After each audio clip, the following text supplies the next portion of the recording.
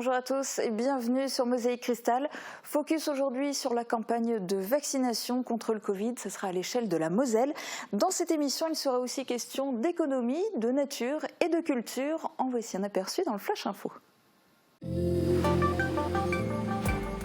Une nouvelle boulangerie-pâtisserie ouvrira ses portes le 23 mars prochain à Montbronne. En plus de la boulangerie de Sourtes qu'il a repris il y a 3 ans, Aurélien Desmerlet a décidé d'investir dans un nouveau bâtiment plus grand et plus fonctionnel dans lequel il pourra répartir les différentes parties du métier. Ces produits seront également en vente à Sourtes et à Goetz-en-Bruck. Malgré une chute des ventes de voitures en 2020, les vendeurs automobiles se sont adaptés et ont modifié leurs habitudes de vente pour sauver leur chiffre d'affaires. Des photos mises en ligne sur Internet, des visioconférences avec les clients ou encore des livraisons à domicile sont possibles. Les ventes de véhicules hybrides font également partie de ce renouveau. La saison de la distillation est de retour. À Walchbronn, l'alambic date de 1957 et fonctionne à l'ancienne. Le processus demande beaucoup d'attention et dure environ 6 heures pour 2 passes. Il faut être membre d'un syndicat arboricole, prendre rendez-vous et être déclaré en gendarmerie avant d'installer l'alambic chez soi et de pouvoir distiller des fruits de sa propre récolte. La compagnie franco-espagnole Alta Gamma, qui est basée à Chambéry, a passé une semaine en résidence dans la boîte noire de la Halverrière à Meisenthal. Les 2 artistes ont présenté leur spectacle Mentir lo Minimo. À l'issue de cette semaine, le seul public autorisé pour voir cette présentation était le personnel de la Halverrière. Le Conservatoire d'espaces naturels de Lorraine organise des sorties pour déceler la présence de castors sur les berges de la Sarre et déterminer au mieux leur nombre. Les traces laissées par les castors sont caractéristiques.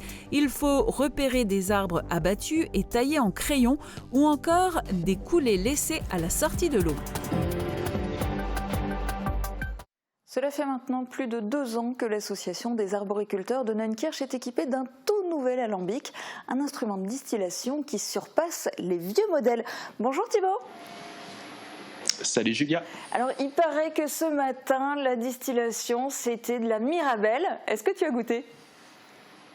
Eh bien oui, j'ai goûté Julia et juste à l'instant et c'est très fruité, très fruité. Je vais également en faire profiter ma collègue. Je passe le petit verre. Et donc cet alcool, comme tu l'as dit, il sort du tout nouvel alambic qui se trouve derrière moi. C'était un gros investissement de la part de la maison des arboriculteurs et qui a été subventionné aussi par la ville de Sarreguemines et par le département. Alors ici, on distille toutes sortes de choses. On distille des pommes, des poires et même des framboises. Et cet alambic moderne est beaucoup plus performant que les instruments de distillation traditionnels. On vous détaillera quelques spécificités plus tard dans le reportage et on parlera également de la situation des arboriculteurs durant la crise sanitaire. Et bon, j'ai quand même besoin de le préciser, l'alcool évidemment est dangereux pour la santé et à consommer avec modération. Merci Thibaut et puis merci aussi à Marie-Morgane pour les images. On revient vers vous dans quelques minutes. On fait d'abord le point sur la situation sanitaire. 15 patients Covid sont actuellement hospitalisés à Sarreguemines, dont 4 en réanimation. À l'hôpital Robert Pax, sur 429 tests effectués en janvier, 11 se sont révélés positifs. En décembre, il y en avait 16 sur 632 tests. Du côté de la vaccination, les derniers chiffres datent en revanche du 19 janvier. 517 vaccins administrés à Sarreguemines. Alors vous êtes nombreux à piaffer d'impatience. Plage de rendez-vous prise d'assaut, dysfonctionnement des plateformes Internet, doute sur le nombre de vaccins. Depuis le début de la campagne de vaccination en France, les interrogations sont nombreuses. Mardi, la préfecture de la Moselle et l'agence régionale de santé ont fait le point sur la campagne de vaccination dans les 10 centres mosellans avec des bonnes nouvelles. Pas de report de rendez-vous en Moselle, maintien des 21 jours d'écart entre les 2 injections du vaccin Pfizer et 28 jours entre les 2 injections du vaccin Moderna et ouverture de nouvelles plages de rendez-vous. Interview de Florian Tonizzo. Les nouveaux créneaux sont liés à 2 causes. Donc, d'une part, le centre hospitalier de Sarrebourg va ouvrir plus de plages de rendez-vous à compter de la semaine prochaine. Et au niveau de nos 10 centres, nous aurons de nouvelles plages pour la fin du mois de février, puisque la semaine dernière, elles avaient été limitées à la mi-février. Donc en fait, progressivement, en fonction de la visibilité que l'on a sur les vaccins reçus, de nouvelles plages de rendez-vous sont ouvertes. Donc à ce stade dans le département de la Moselle, il n'y a pas de report de rendez-vous de première injection. qui serait liée à une insuffisance de vaccins. Dans les départements qui ont eu ce couvre-feu avant les autres, l'augmentation en tout cas de la circulation du virus a été beaucoup plus lente et même à un moment donné on a carrément inversé la vapeur avec une baisse en fait des indicateurs sanitaires et donc une diminution sur une certaine période du nombre de contaminés. Le taux de positivité comme le taux d'incidence réaugmente, ça veut dire qu'on a de nouveau des augmentations de cas positifs. Pour l'instant qu'on n'attribue pas à un phénomène en particulier, mais en tout cas il y aura des réflexions à avoir par rapport à cette évolution, surtout si elle se poursuit à la hausse. La décision de reconfiner la population française pourrait tomber en fin de semaine. Sans doute un nouveau coup dur pour de nombreux secteurs économiques, à l'instar du monde de l'automobile qui a subi de fortes pertes en 2020. Localement, certains concessionnaires ont malgré tout réussi à sauver leurs ventes. Exemple dans ce reportage de Léo Fleurance et Baptiste Ancé. 2020 aura été une année noire pour la vente automobile.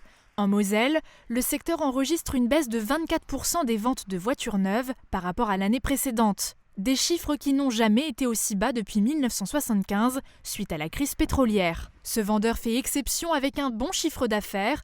Il a su tirer son épingle du jeu. Alors pour la crise sanitaire, on a mis en place un système de photos, donc on a fait 50 photos par véhicule, on a mis en place des visios qu'on faisait avec nos clients et un système de livraison partout en France par camion. Malgré cela, le vendeur appréhende l'arrivée d'un troisième confinement. Bien sûr, comme tout le monde, après, on va faire en sorte que ça fonctionne et on va continuer sur notre partie internet qu'on développe tous les jours avec les différents annonceurs. Seule la vente de voitures hybrides et électriques enregistre une augmentation cette année. Cet autre concessionnaire a d'ores et déjà entamé une transformation de son parc automobile. 90% de ses ventes sont des modèles hybrides. On a prévu une hybridation complète de toute notre gamme, donc on a bien avancé. Là on sort des voitures 100% électriques, ce qui n'était pas le cas avant chez Ford. On sait que les voitures thermiques seront bientôt finies de par les prochaines lois gouvernementales. Donc on a mis une hybridation, que ce soit légère ou plus lourde, sur tous nos véhicules. L'année 2021 sera-t-elle sous le signe du renouveau pour le secteur automobile ? Dans le cas contraire, nous pourrons toujours compter sur nos vélos, dont la vente a explosé suite à la crise sanitaire. On change complètement de domaine d'activité pour s'intéresser à un artisan qui voit les choses en grand. Aurélien Desmerlet a fait son apprentissage comme pâtissier chez Petit Jean à Rohrbach. Il y a 3 ans, il a repris une boulangerie à Sourtes. Aujourd'hui, il termine son implantation à Montbronne. Aurélien Desmerlet n'a pas froid aux yeux. À seulement 22 ans, il investit près d'1 million d'euros dans un bâtiment flambant neuf. Reportage de Catherine Henrich et Francis Hoffman. La nuit, avec ses boulangers, il cuit son pain et les viennoiseries. Le matin, il fait les pâtisseries. L'après-midi, il fait le chef de chantier. Aurélien est un entrepreneur né. Il sonde, imagine, calcule et se lance avec enthousiasme et un calme incroyable dans tout ce qu'il fait. Le chantier en cours à Montbronne est à la hauteur de son ambition. C'est un entrepreneur, c'est un bosseur. Et il aime ça. Le jeune homme, à la sortie de son apprentissage à la boulangerie Gérard de Rohrbach, s'était immédiatement mis en quête de sa propre affaire.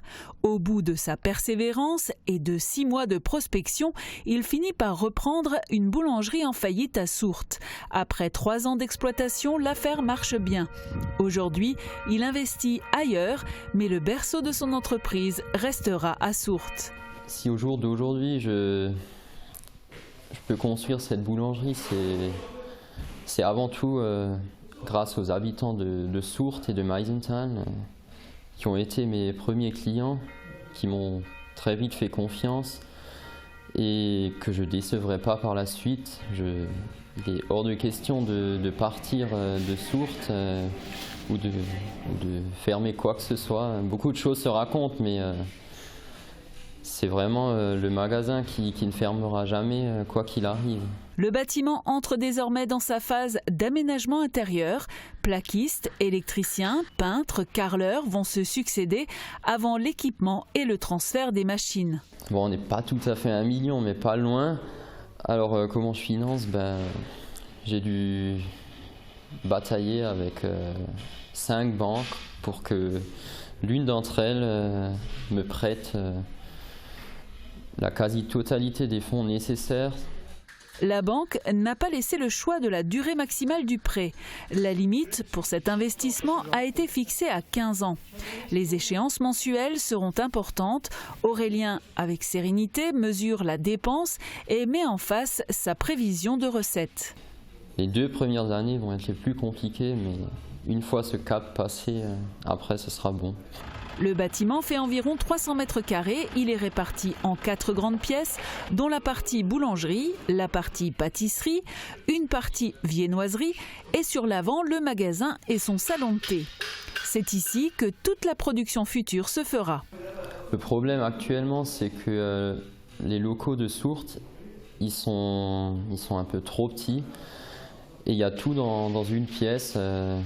Et puis en été, quand il fait très chaud, pour faire des gâteaux, c'est vraiment compliqué à 2 mètres à côté du four.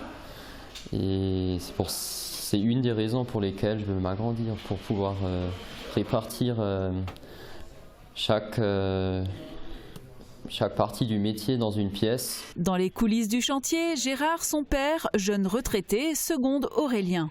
Tour à tour, il alterne entre conseiller technique et artisan polyvalent. Au fil du temps, il découvre en son fils une détermination exceptionnelle. Au début, quand je me lance dans un projet, je ne demande pas l'avis de quelqu'un. D'abord, je réfléchis moi pendant plusieurs mois et puis c'est qu'après que j'en parle autour de moi. Et puis après, en général, les gens finissent par m'encourager et puis me soutenir jusqu'au bout, quoi.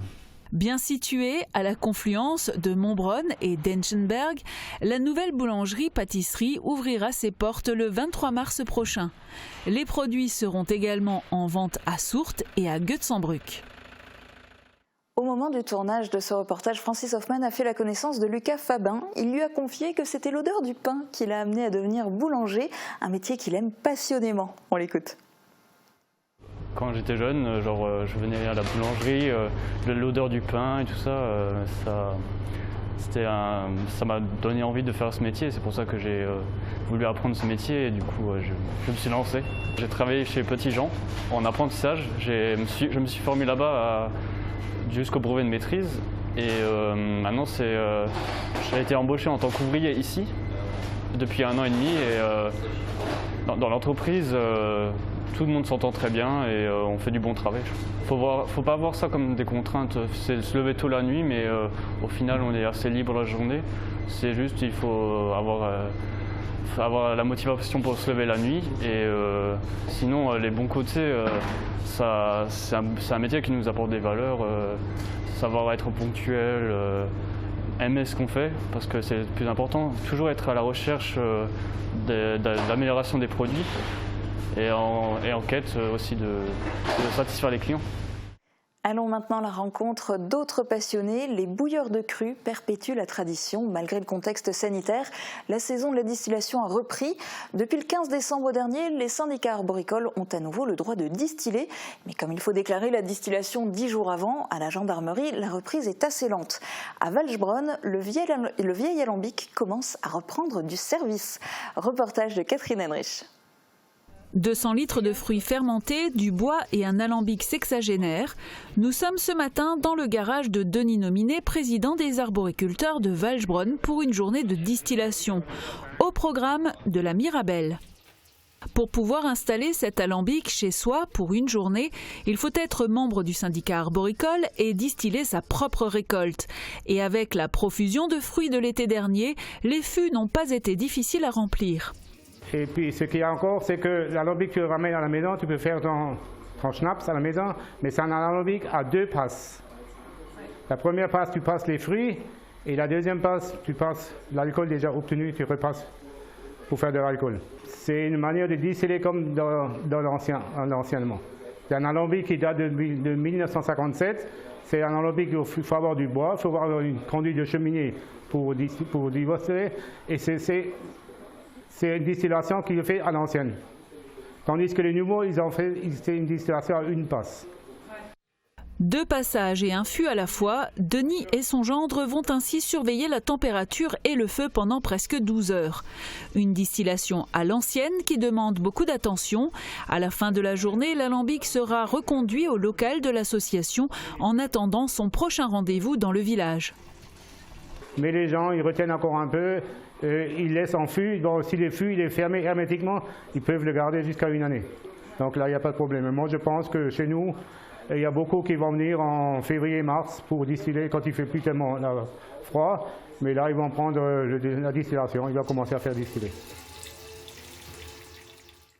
Retournons à la maison des arboriculteurs de Neunkirch. Ils utilisent là-bas un tout nouvel alambic fixe pour distiller les fruits. Il présente de gros avantages par rapport aux anciens modèles, mais seulement quelques privilégiés peuvent l'utiliser. Comment fonctionne-t-il? Thibaut Desmerlet et Marie-Morgane Lorenz nous dressent un petit mode d'emploi en images. C'est un petit bijou que possèdent les arboriculteurs de Neunkirch. Un énorme alambic une passe d'une valeur de 32 000 €. Un instrument moderne qui surpasse en termes de production les alambics à 2 passes. Une seule distillation est nécessaire quand il en faut 2 pour un dispositif traditionnel. Cet alambic permet aussi de réduire considérablement le temps du processus. Par exemple, pour 100 litres d'alcool, il faut seulement 1 heure contre 8 pour les autres alambics. Mais il y a d'autres avantages. Ça permet surtout et principalement de distiller des moins grandes quantités. Il faut savoir que l'alambic à 2 passes, ça dépend des fruits que vous avez. Si je prends la pomme, il vous faut au moins 300 litres de pomme. Si vous prenez de la mirabelle, il vous faut au moins 200 litres de mirabelle. Alors qu'ici, on commence à 40 litres. Le mou, c'est-à-dire les fruits fermentés, est chauffé par bain-marie dans une première cuve. Une fois la bonne température atteinte, entre 90 et 100 degrés, les vapeurs d'alcool se dirigent vers la colonne aromate. Les vapeurs passent ensuite dans le condensateur refroidisseur et le produit ressort sous forme liquide à la fin de la distillation. La manipulation de l'alambic n'est pas à la portée de tout le monde. Il faut tout d'abord être membre de l'association. On a 5 personnes du comité qui actuellement savent utiliser l'alambic à 1 passe.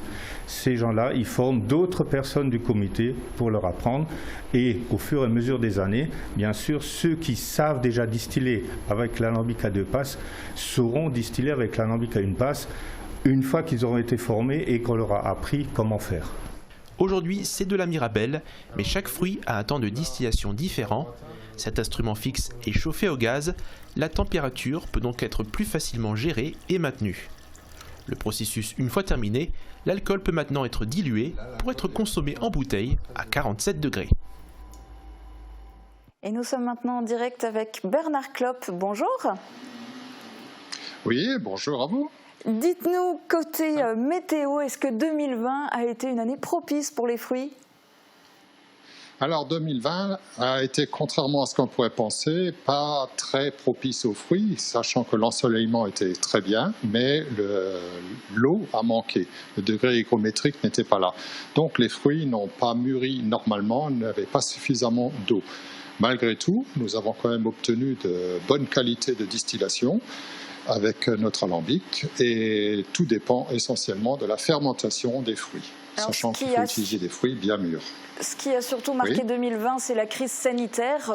Comment a-t-elle impacté vos activités de récolte et de distillation ? Elle a impacté nos activités de la façon suivante, c'est que les douanes nous autorisent à distiller à certaines dates et de certaines heures, et les autorisations en cours ont dû être annulées puisque tombant en pleine période de confinement, et donc nous avons dû reporter toutes les distillations qui étaient en plein confinement, et ce qui nous a retardé dans notre travail. Et alors, dans ce contexte particulier, est-ce que vous avez pour 2021 des objectifs particuliers ? Alors pour 2021, en fait, on parle de saison de distillation, on va plutôt parler de saison de 2021-2022. Et pour l'instant, nous avons, on va dire, 10 000 litres de mou par an en moyenne. Notre objectif est quand même de passer à peu près à 30 000 litres de mou par an avec notre alambic. Joli challenge. Merci d'avoir été en direct sur Mosaïque Cristal. Dans un instant, place à la culture et à la nature. On regarde d'abord les prévisions de Météo France pour demain. La météo vous est présentée par le Crédit Mutuel. Une banque qui appartient à ses clients, ça change tout. Protégez et mettez en lumière votre maison avec toutes les nuances de crépi proposées par Modèle Habitat.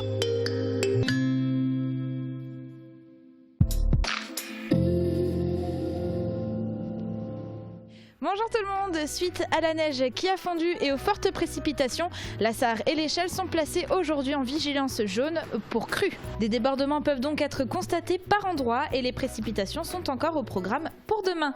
Même si le ciel va alterner entre éclaircies et passages nuageux, 10 mm de pluie sont attendus dans le secteur. Le vent sera également toujours assez fort et côté température, les minimales iront de 6 à 8 degrés et les maximales de 10 à 11 degrés. Demain, nous fêtons les Gildas et il fera jour de 8h05 à 17h23. Et évidemment, je voulais en profiter aussi pour vous présenter le village où je me trouve aujourd'hui. Il est traversé par l'Échelle et se trouve en Alsace. On peut y voir 2 clochers et le bâtiment dans lequel est installée la mairie est assez emblématique dans un style Renaissance construit en 1610. Et comme vous pouvez le voir, les conditions de tournage ne sont pas toujours faciles, mais ça me fait toujours plaisir de vous accompagner. Passez tous encore une très belle journée et à demain! Merci d'avoir suivi la météo avec le Crédit Mutuel. Une banque qui appartient à ses clients, ça change tout.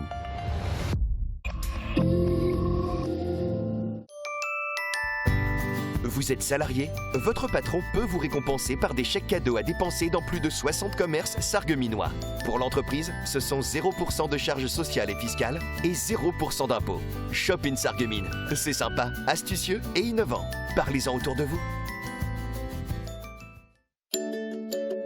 Contrairement à un simple turban que souvent les dames mettent, là elles retrouvent un peu une allure et puis leur style en fait, grâce aux cheveux.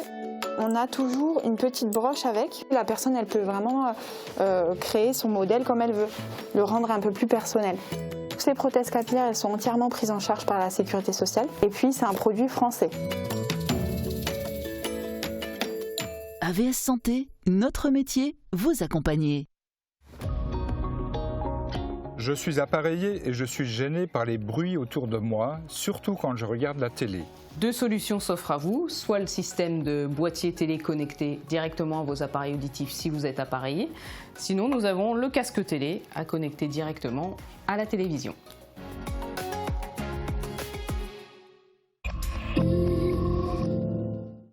Place à la culture maintenant avec Alta Gamma qui était en résidence à la Halle Verrière de Meisenthal. Les 2 artistes de la compagnie ont investi la boîte noire pendant une semaine pour peaufiner leur spectacle Mentir lo Minimo. C'est un spectacle minimaliste avec cette fois pour seul public le personnel chanceux de la Halle Verrière ainsi que Morane Grandcola et Léo Florence qui ont pu assister à leur sortie de résidence. Voici leurs images pour que vous puissiez vous aussi profiter du spectacle.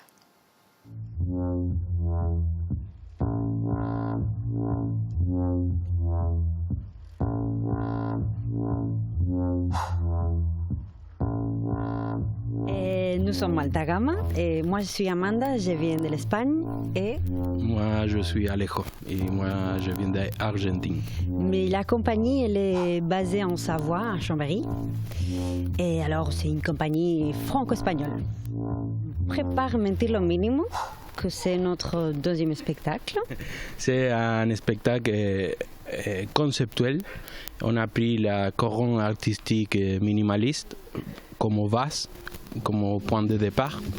Et on a pris 2 directions de la façon de faire des artistes à l'époque, à les années 60.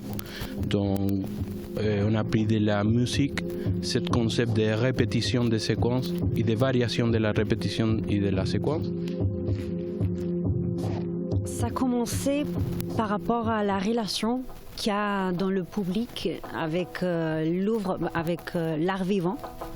Parce qu'on se demandait quelle différence il y a maintenant avec Netflix ou l'art vivant. Et comment on peut faire cette différence bien séparée. Parce que si tu vas au théâtre et tu regardes un spectacle comme ça, c'est un peu comme voir chez toi une série, un film qui sont très bonnes et c'est très difficile de compétir avec ça. Alors on a dit comment on peut faire pour mettre en valeur le spectacle vivant. Depuis qu'on a commencé à faire des présentations publiques avec cet spectacle, et comme on a commencé à le faire juste avant de la pandémie, et on a fait pas beaucoup de présentations avec plus de 50 personnes. Alors, c'est comme artiste, c'est un peu bizarre. ça te manque le retour et la chaleur du public. J'imagine comme tous les secteurs, c'est un moment exceptionnel. Et nous, on a la chance de continuer à créer et on peut travailler dans des théâtres, des salles comme celui-là, qu'on est tout seul, il n'y a pas le public, mais on continue à faire quelque chose. Et en fait, on espère que ça passe assez vite et on peut rencontrer le public encore une fois. En fait, à la base, on a commencé à travailler jusqu'avec notre vélo et on a dit, mais c'est quoi? C'est nous deux un vélo, c'est minimaliste. Donc après ça, on a rentré, on a fait des recherches et des investigations sur les méthodes de création de minimalistes.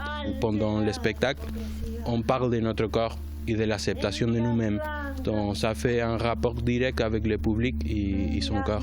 C'est une invitation à s'accepter à soi-même.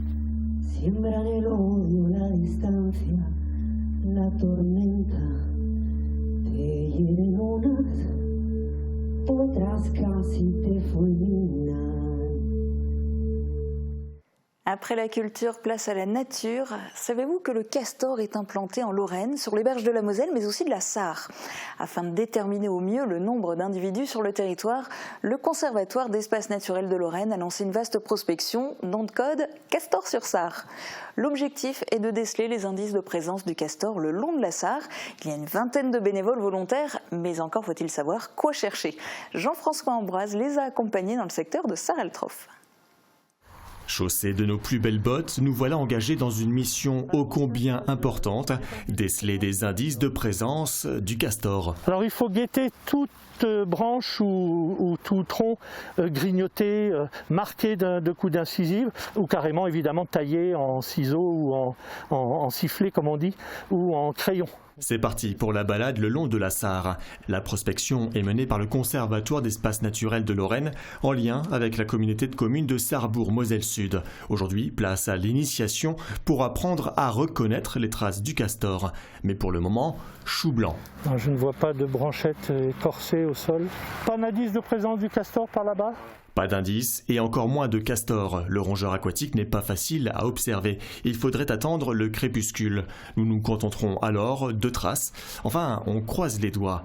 Et un peu plus loin, voici une coulée, une montée sur berge réalisée peut-être par un castor. Cette petite encoche là, qui est vraiment caractéristique, qu'on retrouve dans la coulée du castor. Le ragondin fait ce genre de travail? Non, beaucoup moins souvent. Ça a plus de chances d'être fait par le castor. Oui. L'indice est tout de même répertorié sur la carte. Et quelques mètres plus loin, on tombe enfin sur ces fameux crayons, des arbres abattus par des castors. Mais ils ne datent pas de cet hiver, le bois serait encore blanc. On voit la forme en crayon, en pointe, que prend la zone coupée. Ici, ce qui est assez amusant, c'est qu'elle est encore attachée à la souche et elle ne s'est pas abattue dans l'eau. Ce qui aurait pourtant été l'objectif premier du castor, puisque quand un castor abat un arbre, c'est pas pour manger le bois de l'arbre, mais c'est pour manger les jeunes branches bien tendres et l'écorce des branches. Depuis, les castors ont peut-être quitté ce périmètre, mais il n'est pas rare d'en découvrir en Lorraine. Si le rongeur avait complètement disparu depuis le XVIIIe siècle, 15 individus ont été réintroduits sur les berges de la Moselle en 1983 et 1984. La population s'est bien acclimatée. On compte plus de 650 castors en Lorraine. Petit à petit, son territoire s'agrandit. Sur la Sarre, on en saura plus quand on aura fini la prospection, évidemment. Mais on sait qu'il est présent. Par contre, on n'a pas encore les informations fiables sur le nombre d'individus et le nombre de territoires occupés. Une vingtaine de bénévoles a suivi ces sorties d'initiation. À eux, à présent, de prospecter la Sarre, de ses deux sources au pied du Donon jusqu'à Fénétrange. Mon secteur de prospection dédié, ça sera plutôt au niveau de la source de la Sarre. J'espère que s'il y a du castor là-bas, j'arriverai à identifier les indices de présence qu'il laissera. C'est une espèce pas courante, protégée, qui a tendance à revenir. Quelque part, c'est un bon signe. Et puis à nous de faire en sorte aussi qu'il soit protégé et qu'il puisse se répandre un peu partout. La prospection va se dérouler jusqu'au mois de mars-avril. Au retour du printemps, le castor délaissera les branches des arbres au profit d'autres plantes pour se nourrir.